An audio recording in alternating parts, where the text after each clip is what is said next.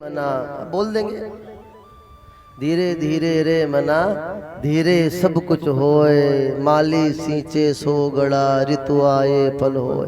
इसलिए धीरे धीरे जोर जोर से नहीं बोलो, धीरे से बोलो। जामरिया सेठ सदगुरु देव की, गौ मात की, बस ऐसे धीरे धीरे बोलते रहना। ठीक है, हम फिर से अपने प्रसंग पे आ रहे हैं कि गणेश को ठीक करने के बदले महादेव ने कहा कि लो चलो बोलो कुछ मांग लो। अरे अश्विनी कुमारों ने कहा कि आप पहली बार फंसे हो, कोई बड़ा आदमी ज्यादा चक्कर में नहीं आता, एक आध बार ही आता है, इसलिए एक आध बार उसको अच्छे से लपेट लेना चाहिए।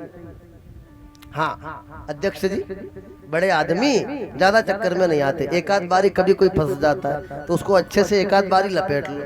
अब तुम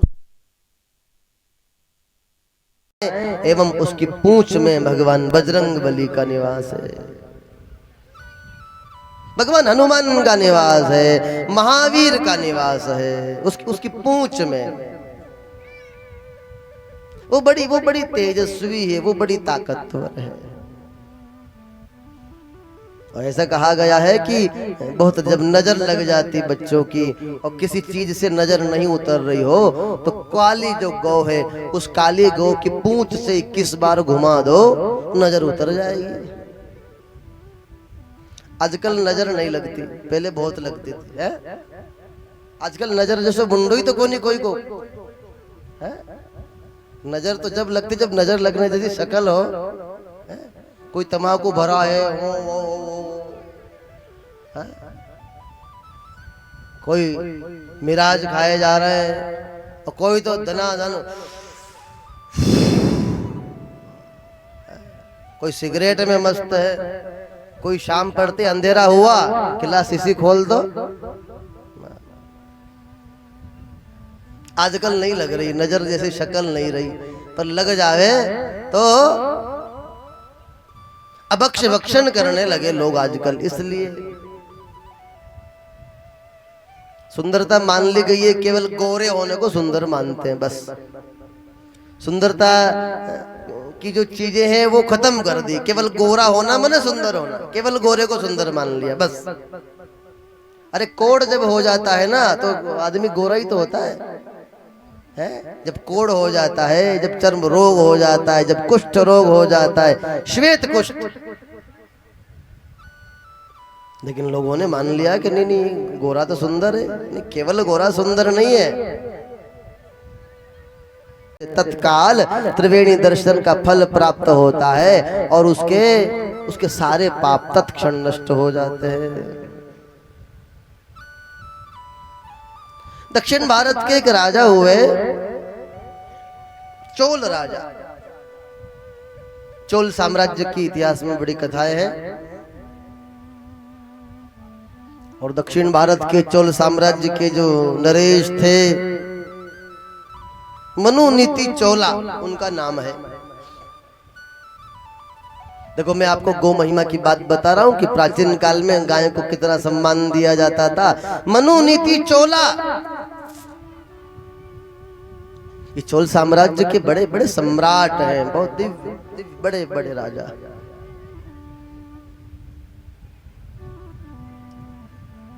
तो पुराने जमाने में क्या होता है कि न्याय मांगने के लिए, न्याय के लिए,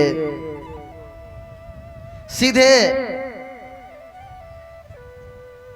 संवाद के लिए, प्राचीन काल का सिस्टम देखो आप, न्याय प्राप्ति के लिए सीधे अपने राजा से संवाद के लिए एक सिस्टम था। और आजकल आप सीधा जज से नहीं मिल सकते, वकीलों के माध्यम से आप पहुंचोगे। आप वकीलों के भरोसे हो, जिससे न्याय चाहते हैं वो जज है, उससे सीधा मिलके अपनी बात बताने की कोई जगह नहीं है। लेकिन प्राचीन काल में ये मंत्री लोग गड़बड़ न कर दे इसलिए घंटा टांग के रखते थे बीच चौराहे पे, राजा के महल के सामने। अब बड़ा घंटा लगा हुआ है, जो भी आकर के घंटा बजावेगा उससे राजा सीधी बात करे। तो वो जो मनुनीति चोल साम्राज्य के महाराज हैं, उन राजा ने विश्राम के लिए कक्ष में प्रवेश किया, अपने आसन पे जाकर बैठे ही थे कि इतने में घंटे की आवाज आई। घंटी जब बजने लगी तो महाराज एकदम खिड़की से देखने लगे तो घंटी के आसपास कोई व्यक्ति दिखाई नहीं देता है, लेकिन घंटी बज रही है। निकले बाहर, किसी को भेजा घंटी के, वहां तो कोई मनुष्य दिखाई नहीं दे रहा है। बोले महाराज एक गाय खड़ी है, वो गाय घंटी बजा रही है, वो न्याय चाहती है। ये गाय क्या न्याय चाहती है? और गाय ने घंटी बजाई तो गाय के साथ क्या अन्याय हुआ?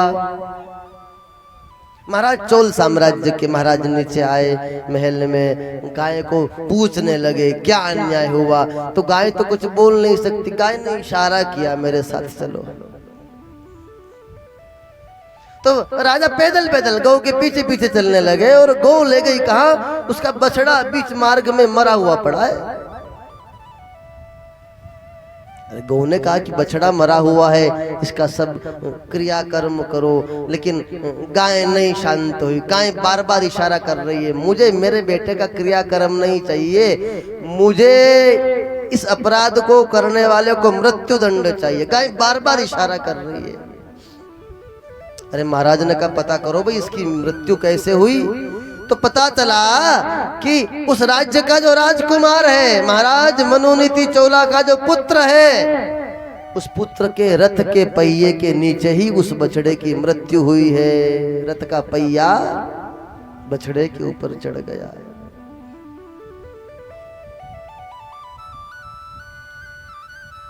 और उस पहिए, रथ के पहिए के कारण बछड़े की मृत्यु हुई है। इसलिए गाय न्याय मांग रही है। महाराज ने सुबह सुबह ही सभा बिठाई, दरबार बुलाया और दरबारियों से कहा अगर कोई किसी की हत्या कर दे उसका दंड क्या है? सारी सभा कहने लगी मृत्यु दंड, मृत्यु दंड, मृत्यु दंड। तब राजगुरु ने पूछा महाराज कौन अपराधी है, किसने किसको मार दिया? बोले बछड़ा मार दिया, रथ के द्वारा मर गया।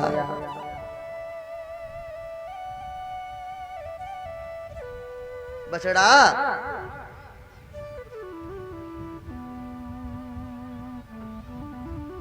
रथ के द्वारा मार दिया गया। बछड़ा मार दिया रथ के द्वारा? बोले हाँ। इसको हम कैसे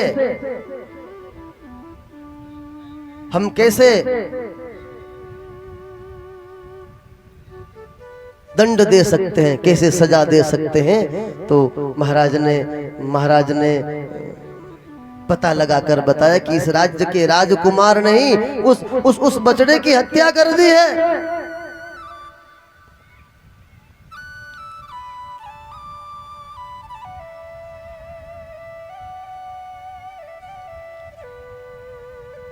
लेकिन हत्या की सजा तो केवल मृत्यु दंड है। तो महाराज मनोनीति चोला ने अपने राजकुमार को मृत्यु दंड दे दिया, अपने पुत्र को मृत्यु दंड दे दिया, क्योंकि हमारे राज्य शासन में चाहे भूल से हो जावे लेकिन गोवध स्वीकार नहीं है। गो हमारी अस्मिता है, गो हमारे प्राण है, गो हमारा आदर्श है, हमारी मर्यादा है, हमारा सब कुछ, स्वाभिमान हमारी गौ है। मान लो हम बूढ़े हो जाएं, वो किसी काम के नहीं रहे और हमारे बच्चे हमको फेंक दे रोड पे तो कैसा लगेगा? घर वाले बच्चे कहते कि कई काम का कौन है, जाओ हटो, तो अपने को कैसा लगेगा? हैं? बोलो। घर वाले कह दे कि डोकरा डोकरी कई काम का कौन, यहाँ पकड़ ले जाओ, फेंक जाओ।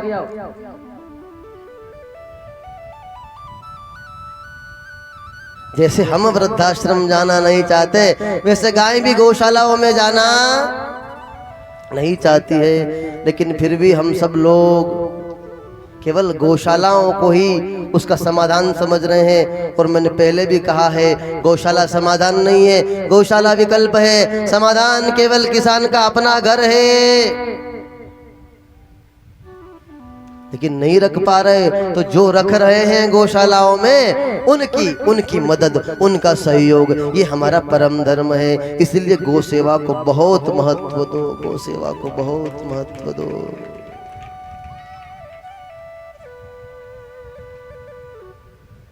महाराज चंद्रगुप्त मौर्य के जीवन की घटना है। उनके गुरुदेव आचार्य चाणक्य अपने अपने अपने अपने शिष्य के राजमहल में आ रहे हैं। गुरुदेव ने पत्र लिखा, मैं मिलने के लिए चंद्रगुप्त मौर्य से आ रहा हूं। किस पे चर्चा करने के लिए? बोले गोपालन, गो संरक्षण के लिए। तो बहुत आनंदित हो गए चंद्रगुप्त मौर्य कि मेरे गुरुदेव आचार्य चाणक्य क्या पावन प्रादुर्भाव, पावन पावन पदार्पण मेरे आंगन में हो रहा है, मेरे गुरुदेव आ रहे हैं। मैं अपने गुरु की शरण जाना चाहता हूं। सबसे ज्यादा खुशी कब मिलती है बताएं आपको? जब हमारे गुरुदेव अकस्मात हमारे घर आ जावे हैं। अकस्मात एकदम से गुरुजी आ जावे और मालूम पड़ी कि यहाँ कचरा पड़ा, वहां कचरा पड़ा, कुर्सी उल्टी पड़ी, इधर पानी गिरा, उधर झाड़ू लगाने बाकी, और गुरुजी आ गया। अब गुरुजी को निमंत्रण पे बुलाओ, तुम तो निमंत्रण में तुम बहुत होशियार हो, पहले ही कुर्सी पे सब बिछा के रखते हो, आसन वासन पोछा वोछा लगा के रखो। इतना भी समय मिले, ऐसा हो ही नहीं सकता कि आप तेहनाल वाले इस रोड पे एक दिन में एक बार नहीं आते हो। सुबह हम कहीं गांव में गए तो किसी ने कहा, मैंने कहा पूरा गांव खाली हो गया, बड़े बड़े पक्के मकान सब खाली, बोले यहाँ कोई रहता ही नहीं है, अब सब गांव के बहुत लोग भीलवाड़ा शाहपुरा चले गए। क्यों नहीं रहते? बोले यहाँ प्रोग्रेस कैसे करे, यहाँ तो कुछ संभावना ही नहीं है। तो एक तेल का पीपा लेना हो तो गांव में दुकान पे नहीं मिले। क्यों? क्योंकि हर आदमी दिन में 3 बार शाहपुरा जाता है। शाहपुरा तो ऐसा होगा जैसे ऊपर वाली मंजिल से नीचे आते हैं, या जैसे कोई है 2 घर जैसा हो गया। लगभग सबके 2 घर, एक शाहपुरा एक तेहनाल। और जिनके शाहपुरा में घर नहीं भी है तो उसके 4 चक्कर तो शाहपुरा में लगी रहे।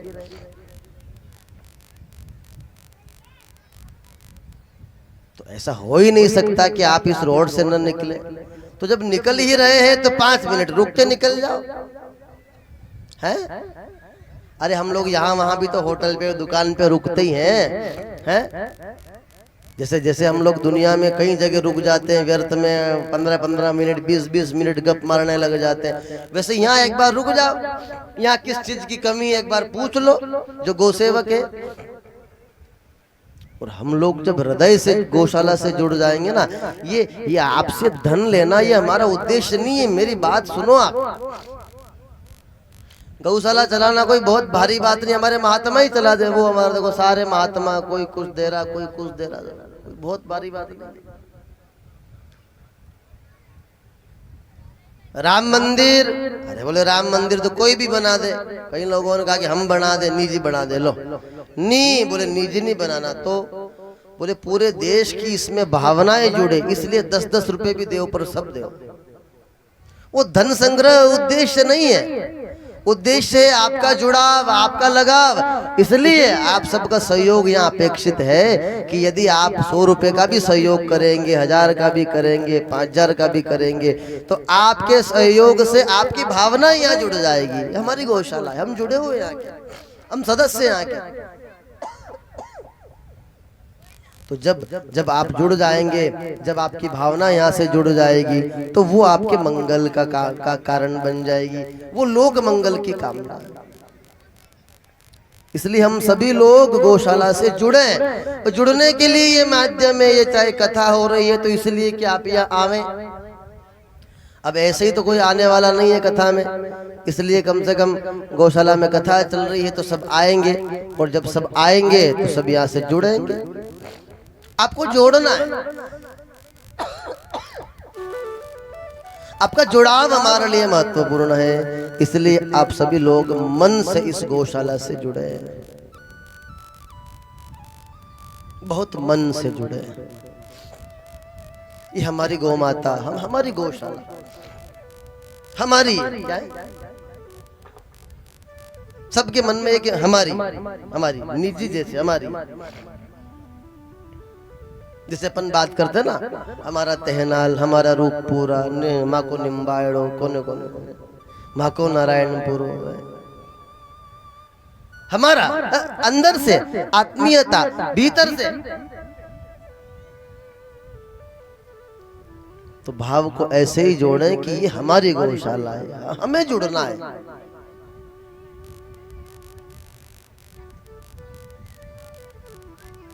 और जब जुड़ जाएंगे बहुत मन से, लगाव से, किसी संस्थान से आप जुड़ जाएंगे तो उसके सुख में भी आप शामिल रहेंगे, उसके दुख में भी आप शामिल रहेंगे, और वो आपका कल्याण करेगा, वो लोक मंगल करेगा, वो आपका हित करेगा।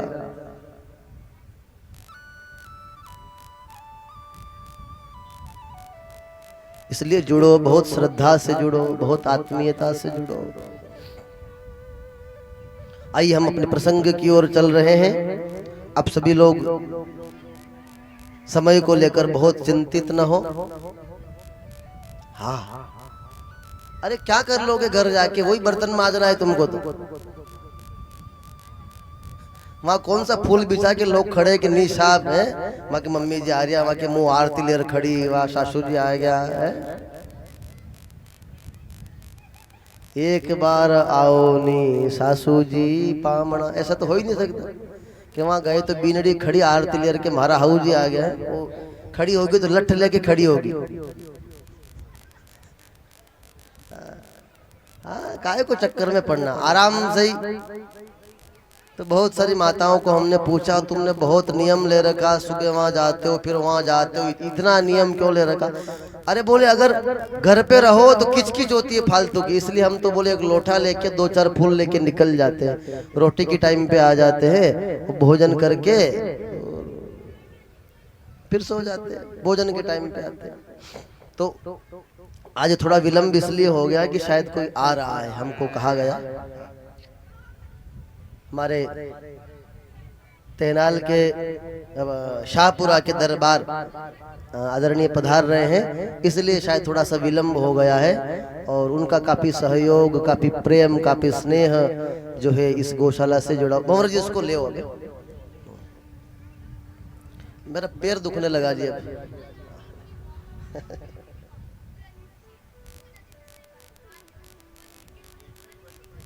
हाँ, टाइम हो गया अपने।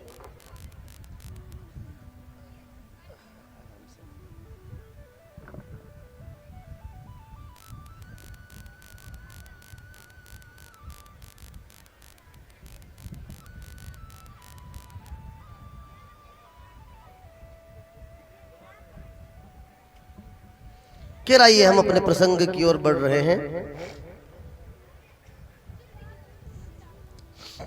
एक बार की बात है,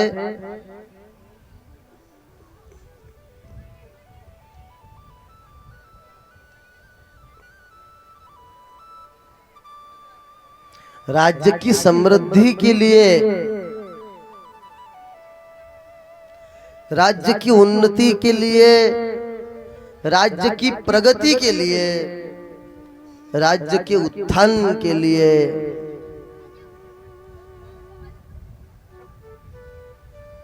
एक सम्राट, एक राजा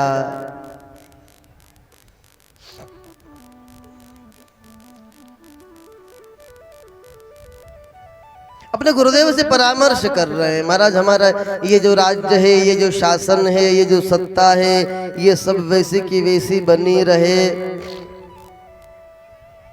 हमारा राज्य अक्षुण्ण रहे, हम निरंतर प्रगति उन्नति करें, तो हमें मार्गदर्शन दीजिए, हमारा मार्ग प्रशस्त कीजिए। तो गुरुदेव ने सुंदर उपदेश देकर के कहा, सेवा सर्वार्थ साधनम। सेवा करो। अरे बिना सेवा के तुम मेवा खाना चाहते हो तो वो नहीं मिलेगा, वो तुम्हें सेवा करनी पड़ेगी। किसकी करें? सेवा उसी को कहते हैं जो निस्वार्थ भाव से की जाए।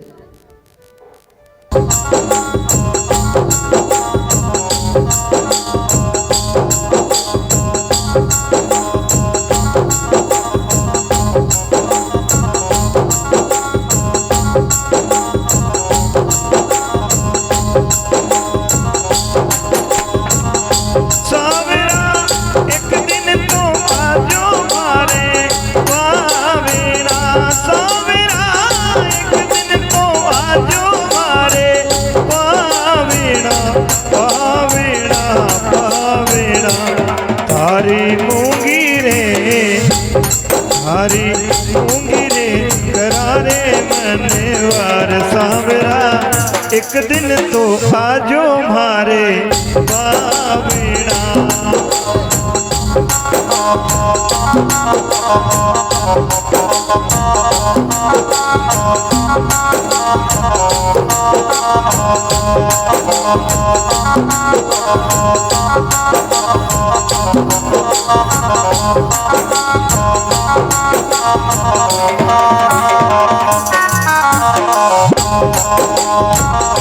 सावरा मारे से हारो तारे ना मेरो, सावरा मारे से हारो तारे ना मेरो, ना मेरो, ना मेरो।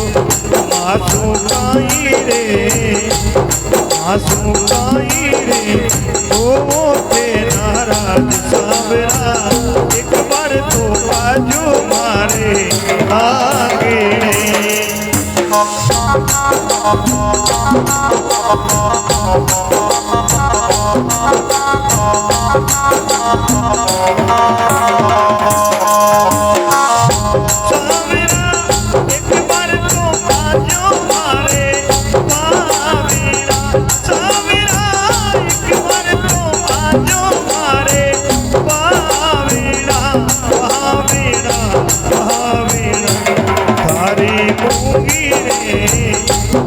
हरी मूंगी रे करामी मैंने वार सावरा, एक बार तो आजो मारे बावीणा।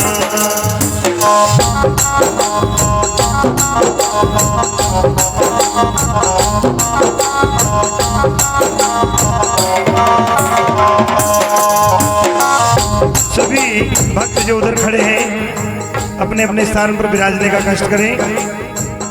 मंच के सामने जो खड़े हैं ये बालक खड़े हैं, इनको बालकों को भी, बच्चों को भी उधर बिठा दीजिए। और सभी बुजुर्ग और मेरे भाई जो भी खड़े हैं पीछे भी जो खड़े हैं वो विराजने का कष्ट करें।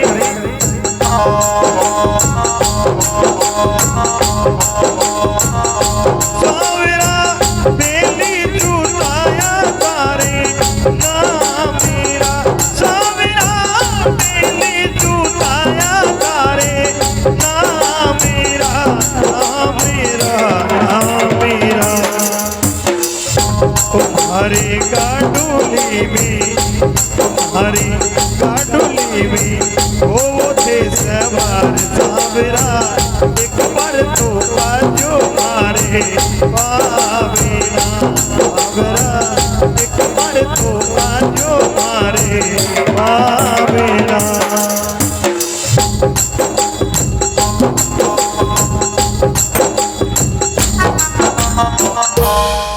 बोल सामरिया सेठ की, एक लिंग भगवान की, चार भुजा नाथ की, गौ मात की, आज के आनंद की जय हो। बहुत ही सुखद परमानंद का विषय हमारी पावन रियासत, हमारे मेवाड़ की पावन गौरवान्वित करने वाली रियासत शाहपुरा के आदरणीय दरबार साहब पधारे। एक बार जोरदार ताली बजा के आप सभी उनका अभिवादन करेंगे, उनका स्वागत करेंगे। और नरेंद्र जी, मैं अब आमंत्रित कर रहा हूं हमारे समिति के सभी सदस्य गणों को कि आदरणीय ठाकुर साहब का, आदरणीय दरबार साहब का आप सभी अभिवादन करेंगे। हाँ, मेवाड़ी पगड़ी शाल श्रीफल से अभिवादन करेंगे। सभी गौशालाओं में आपका बड़ा दिव्य सहयोग है। हमारे यहाँ भी एक बहुत अच्छी दिव्य राशि उनके द्वारा प्राप्त हुई है। एक बार जोरदार ताली बजा के आप अभिवादन करें। अभी पावन गौशाला में 51,000 रुपए का सहयोग प्राप्त हुआ है और प्रतिवर्ष 51,000 का सहयोग इस गौशाला को मिलता रहेगा।